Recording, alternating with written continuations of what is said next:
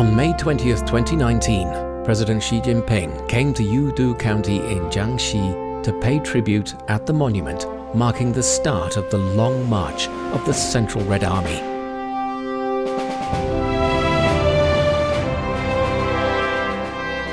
长征艰苦卓绝啊，那几乎是在绝境中绝处逢生。凭的是什么？革命理想高于天。中国共产党要不忘初心，全中国人民要不忘初心，不忘我们的革命宗旨、革命理想，不忘我们的前辈革命先烈，不要忘了我们的父老乡亲。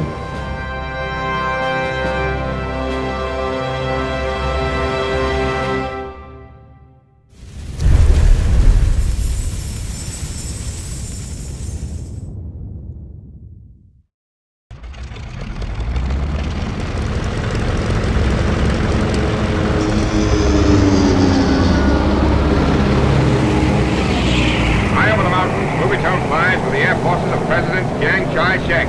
This is an actual bombing raid, and as we sight the first of the rebel villages, we commence the attack. Chiang is making desperate efforts to unite the various provinces of China, many of which are torn by internal dissension. And if he can't do it one way, he tries another, including bombs.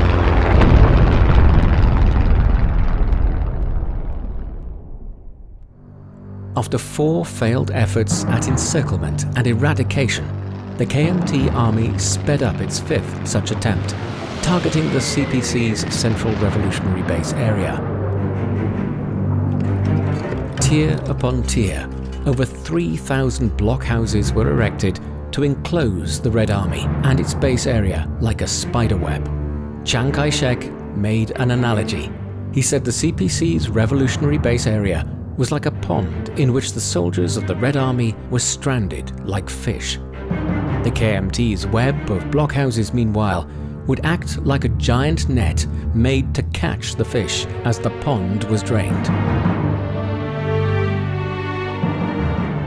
At the same time, Mao Zedong, who had led the Red Army to victory against the first 3 of the encirclement and eradication campaigns, had been excluded from the inner circle of the military leadership. Bo Gu was head of the Provisional Political Bureau of the CPC Central Committee. He put Otto Braun, the military advisor sent by the Communist International, in command. Having scant knowledge of the situation in China, they simply applied conventional positional warfare tactics with disastrous consequences. 下面反映的很多情况了，说这样打法简直不行。 伤亡很大，部队也反应很强烈，但是上面不行不听。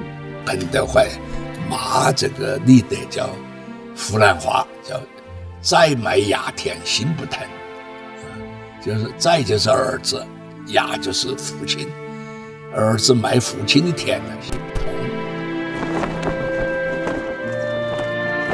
To keep revolutionary forces intact for the war against the Japanese in the north, in October 1934, the Central Red Army, the 25th Army Group, the 4th Front Army, and the 2nd and 6th Army Groups began a series of maneuvers that would eventually become the Long March.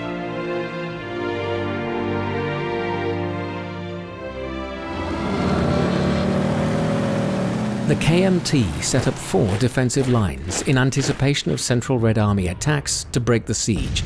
After Communist forces breached 3 of them, Chiang Kai-shek himself assumed command from Nanchang.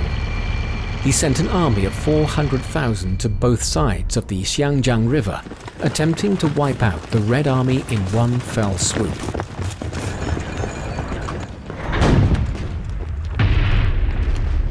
We have 8万多人出发，到过了湘江以后，我们还要多少？3万多。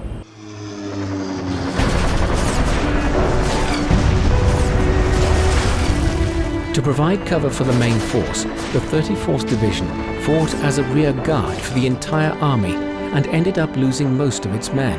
The division's commander, Chen Shuxiang, was injured and captured. He took his own life by pulling his intestines out of a wound in his stomach. He was 29 years old. Chen's captors cut off his head and hung it above the Xiaowu Gate of Changsha city. This was just across from his birthplace and family home.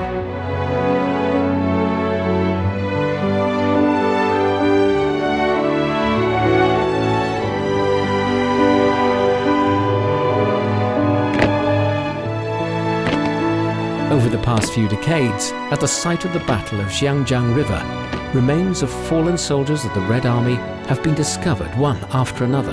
The fighters have been accorded due respect.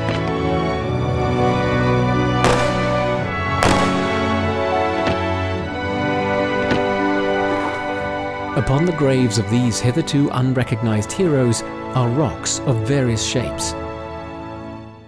Each stone has a form that is as unique as the life it represents.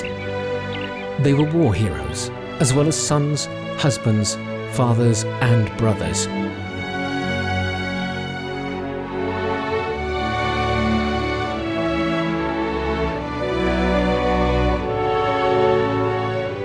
Before he died, a soldier from Reijin told his comrades, "Keep moving and leave me be.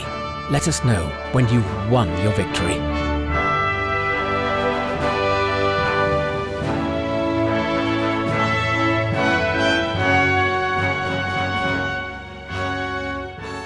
舍生忘死的红军将士，靠什么？靠他的理想信念。成功的奥秘就在这里。革命理想高于天，这样才能够不断的取得奇迹般的胜利。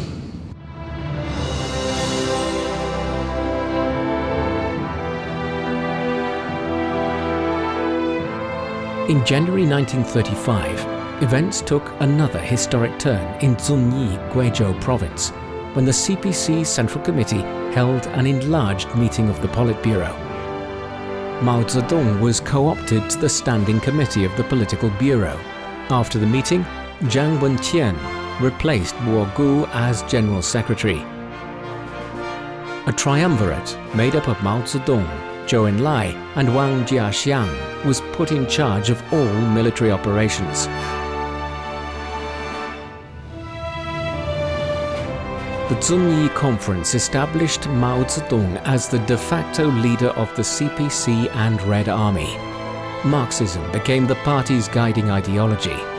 It was here that the first generation of CPC leaders began to take shape, with Mao Zedong at its core. A new era of the CPC working independently to solve domestic problems began.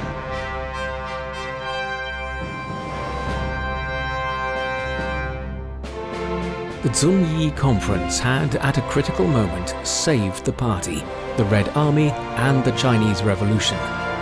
At a moment of life or death, it was a turning point in the history of the CPC.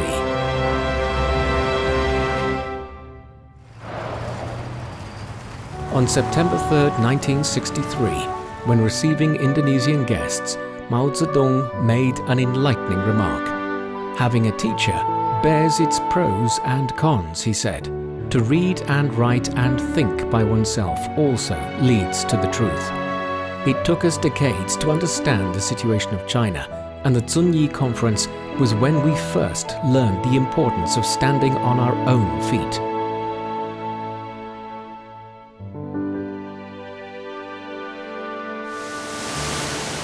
Having reassumed command of the Red Army, Mao Zedong directed the historic battle of the four crossings of the Qirshui River. 石头池水是整个红军长征了，摆脱蒋介石的围追堵截，很重要的一段，把蒋介石的队伍主要集中到长江北岸、长江南岸、遵义这一段的。把蒋介石搞得分道边向的话，哎，一杀我们走了。毛哥自己讲，石头之水是他第一之作，但是我们讲石头之水是保久了风的。战士双脚走天下，四渡之水出奇兵。吾将天堑冲黑渡，必念贵阳必昆明。敌人骑甲丢烟枪啊，夺进城城赶入城。 Later, the Central Red Army passed through the Yi-populated area without incident before crossing the Jiangxi River deftly and the Dardu River forcefully. It captured the Luding Bridge and then arrived in Jiangxi Mountains, rising to a height of 4,000 meters. The mountain's peak was snow-capped all year round, and the air was thin. There was no trail to follow and not a soul to be seen. Somewhere on the mountain path above the snow line, a tomb has been built to commemorate the fallen Red Army soldiers. Carved on the headstone are accounts of the soldiers' will and determination, as noble as the great mountain itself. In June 1935, after crossing over the Jiangxi Mountains, the Central Red Army finally joined forces with the 4th Front Army. But the party and Red Army then came up against two major challenges: the unforgiving natural environment and dissension within the ranks.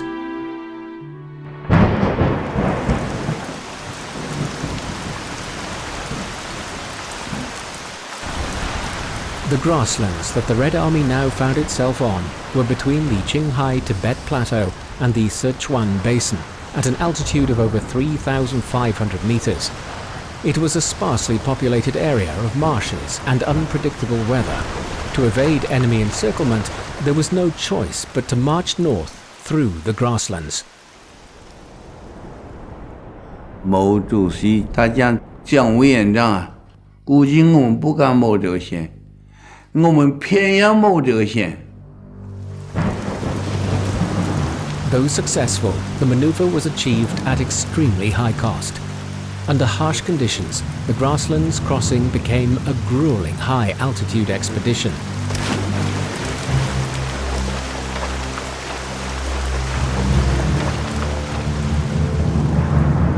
Cool, 确实苦，一个是路不好走，还有一个是没得粮食。那个路旁边有个小水荡荡。 这么大的，踩下去就起不来，连毛就起不来了啊！最后边就牺牲了。我们不是有多少同志饿死冻死的？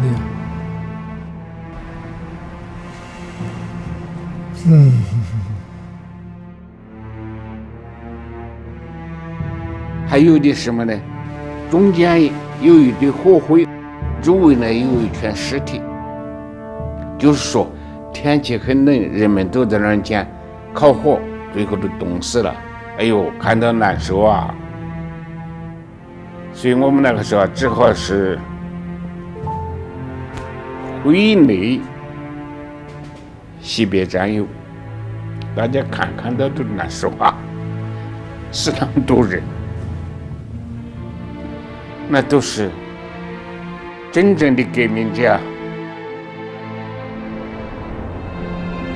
On his way across the grasslands, Zhou Enlai suffered from a high fever caused by an acute hepatic abscess.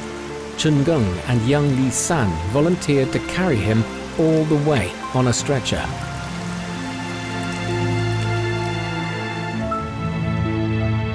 A decade later, upon hearing news of young Li San's death, Zhou Enlai was deeply saddened and personally acted as a pallbearer. Afterwards, he said with great emotion, "Communists are atheists, but we are not heartless. It was young Li San who carried me out of hell. Dead men would turn over in their graves if I didn't walk him to his final resting place."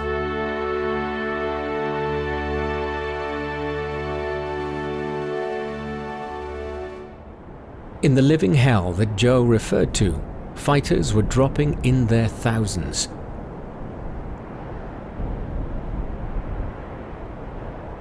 In August 1935, after 7 days of marching across the grasslands, the Central Red Army finally arrived at the Banyo River. Once over, Peng Dehuai sent men back for the 700 soldiers lagging behind.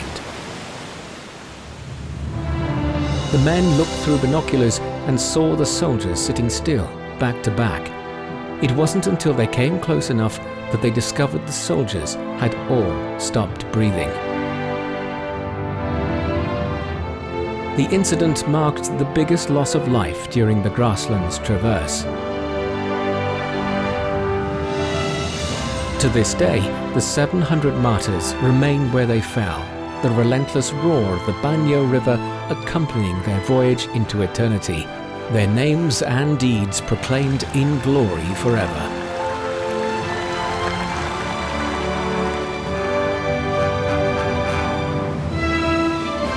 Incomplete statistics suggest more than 10,000 Red Army officers and soldiers died in the vast grasslands.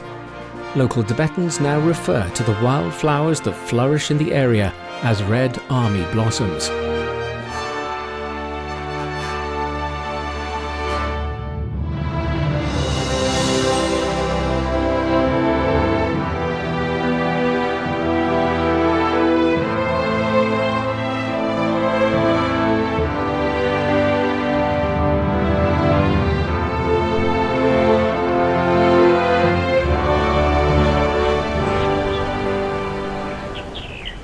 In 1960, the American journalist Edgar Snow asked Mao Zedong what the darkest moment of his life had been.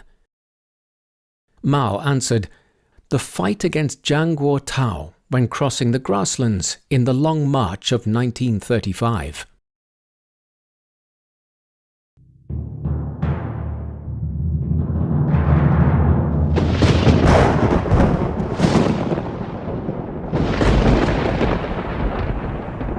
After the Central Red Army and the 4th Front Army joined forces, Jiang Tao, counting on his superiority in number of guns and men, openly contended for the CPC leadership.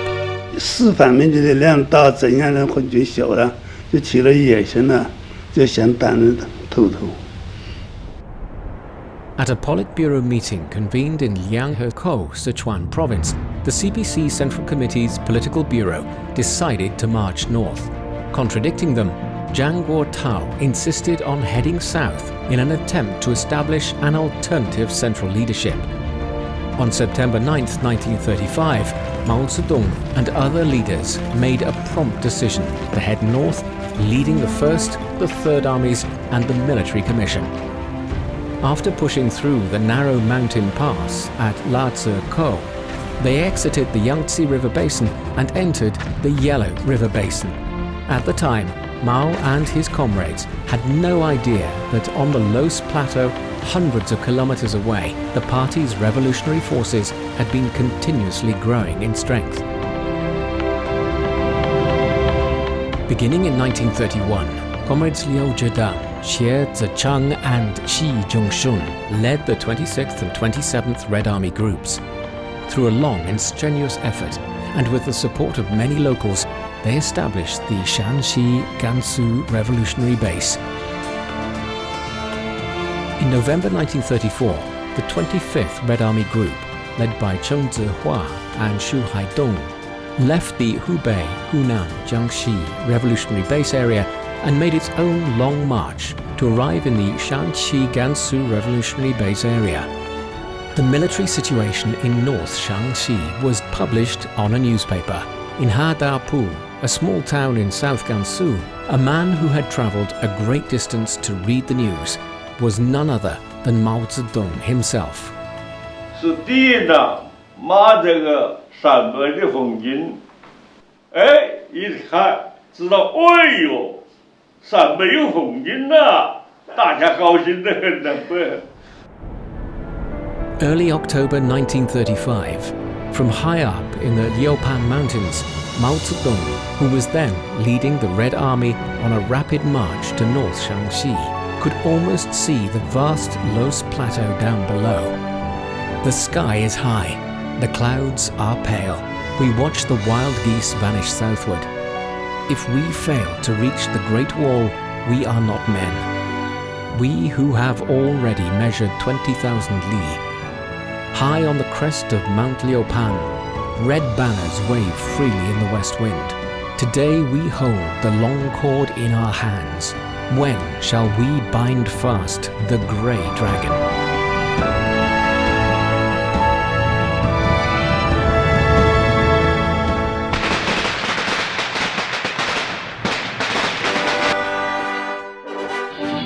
October 19, 1935, the Central Red Army arrived in Wuqi, a small town within the Jiangxi Gansu base area, marking the victorious end of a year-long march. Mao Zedong later commented, the significance of North Jiangxi was twofold.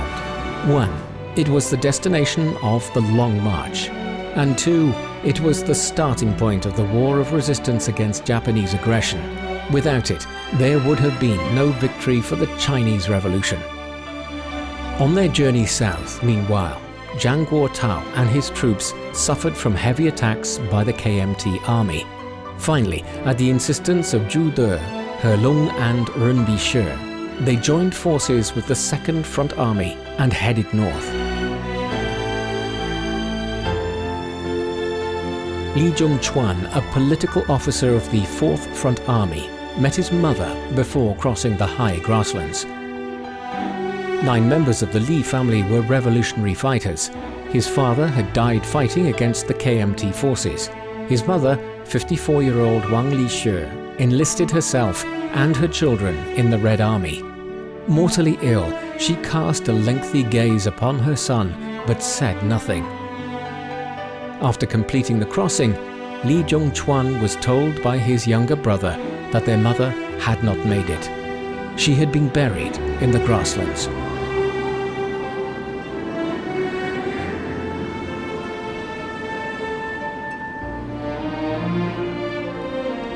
我心情非常难过，一转弦子我是看过，我为什么不把妈妈抱着下来想回？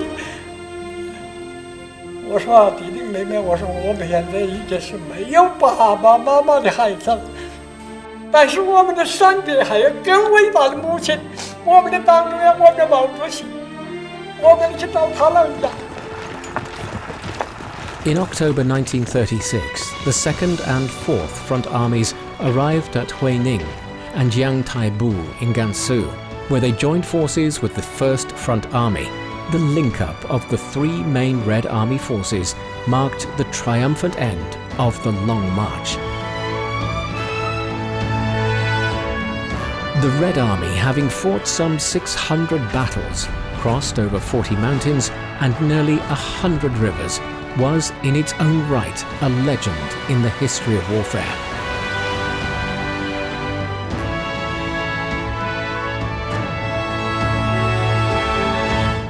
Mao Zedong remarked on the significance of the Long March. He called it a manifesto, a propaganda force, a seeding machine that culminated in victory for us and defeat for the enemy.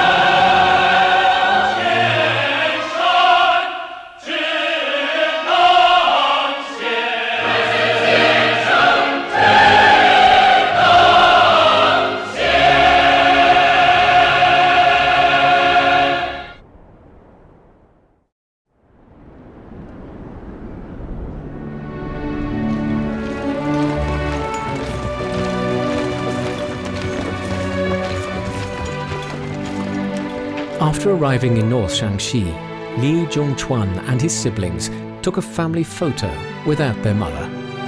Like the Lis, many newly arrived Red Army soldiers chose to commemorate the end of their arduous and epic expedition with a photo.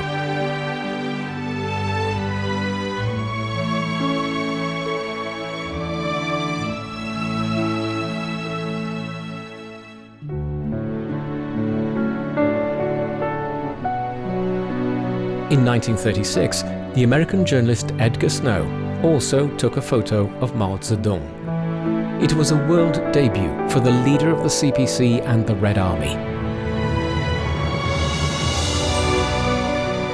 The photo was later included in a book documenting Snow's first-hand experiences and interviews, a book he named Red Star Over China.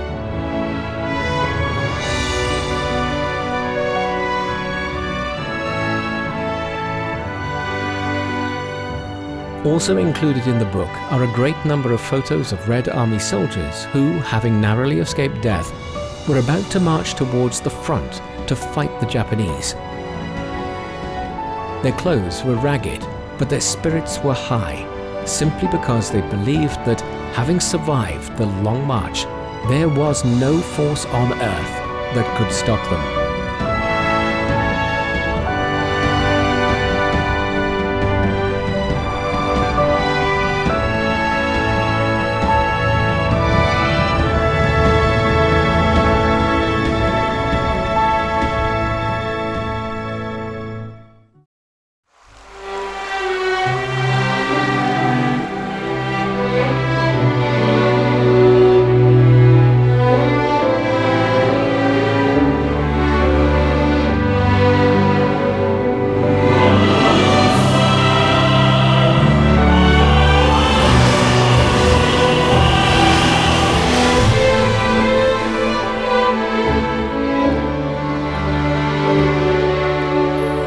从长夜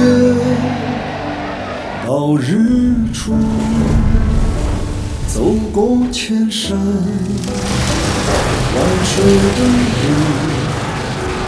每一步都是信仰足迹，烙印下新中国版图。从贫弱到富强，走出复兴，为业征途，每一天都有奋斗牺牲，只为人民拥抱幸福，凭着心中坚定信念，干叫日月换新天，循关漫道，风雨无阻，汇聚起中华儿女同向前。